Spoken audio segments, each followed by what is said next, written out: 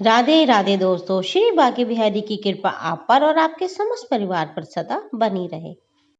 सोमवार का दिन भगवान शिव को समर्पित है, इसलिए इस दिन भगवान शिव की पूजा और व्रत करने का विधान है। यदि आप सोमवार का व्रत करते हैं तो आपको सोमवार व्रत पढ़ना बेहद जरूरी है, क्योंकि इसके बिना आपका व्रत अधूरा माना जाएगा।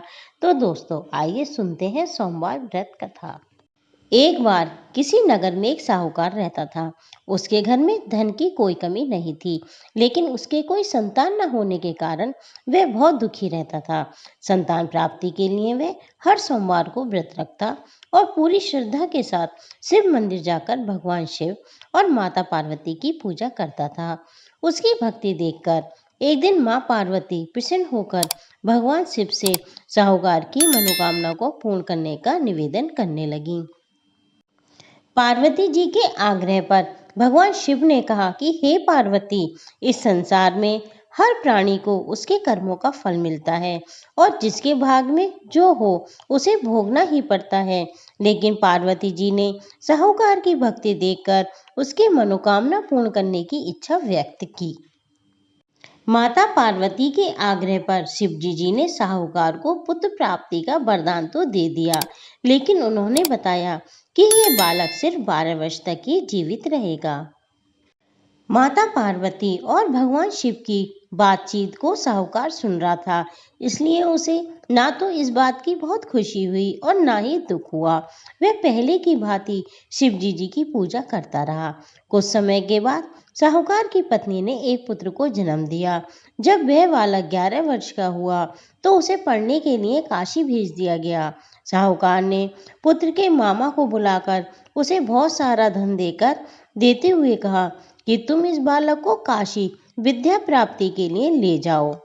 तुम लोग रास्ते में यज्ञ कराते जाना और ब्राह्मणों को भोजन दक्षिणा देते हुए जाना। दोनों मामा भांजे इसी प्रकार यज्ञ कराते और ब्राह्मणों को दान दक्षिणा देते काशी नगरी निकल पड़े। इस दौरान रात में एक नगर पड़ा, जहां नगर के राजा की कन्या का विवाह था। लेकिन जिस राजकुमार के साथ विवाह होने वाला था वह एक आंख से काना था।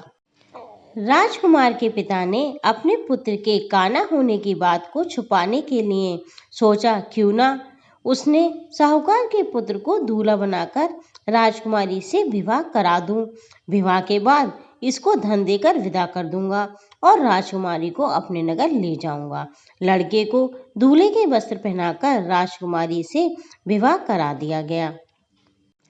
साहूकार का पुत्र ईमानदार था, उसे ये बात सही नहीं लगी, इसलिए उसने अवसर पाकर राजकुमारी के दुपट्टे पर लिखा कि तुम्हारा विवाह तो मेरे साथ हुआ है, लेकिन जिस राजकुमार के संग तुम्हें भेजा जाएगा वह एक आंख से काना है। मैं तो काशी पढ़ने जा रहा हूँ। जब राजकुमारी ने चुन्नी पर यह बात लिखी देखी और पढ़ी तो उसने अपने माता पिता को ये सब बातें बताईं। राजा ने अपनी पुत्री को विदा नहीं किया। फिर बारात को संयोगवश उसी समय शिवजी और पार्वती जी उधर से जा रहे थे। पार्वती माता ने भोलेनाथ से कहा, स्वामी, मुझे इसके रोने के स्वर सहन नहीं हो रहा है, आप इस व्यक्ति के कष्ट को दूर करें। जब शिवजी जी मृत बालक के समीप गए तो बोले कि ये उसी साहूकार का पुत्र है जिसे मैंने 12 वर्ष की आयु का वरदान दिया था। अब इसकी आयु पूरी हो चुकी है। लेकिन मातृभाव से विभोर माता पार्वती ने कहा कि हे महादेव, आप इस बालक को आयु देने की कृपा करें, अन्यथा इसके वियोग से इसके माता पिता तड़प तड़प कर मर जाएंगे।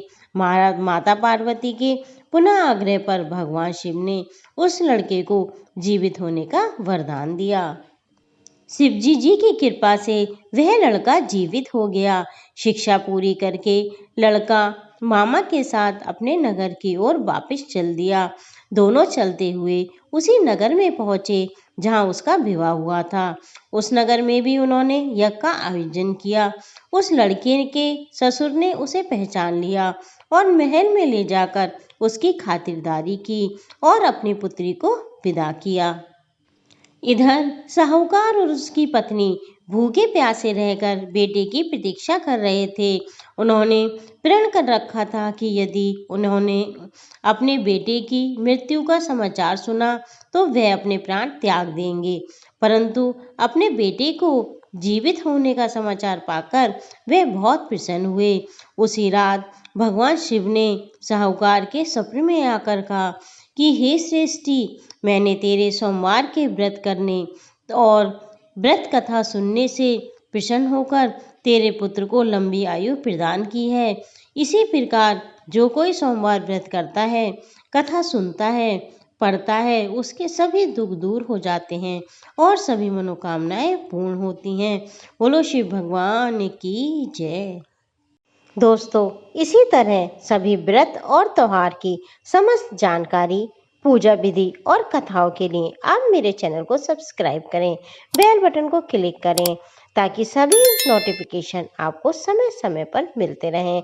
राधे राधे दोस्तों, आपका जीवन मंगलमय हो।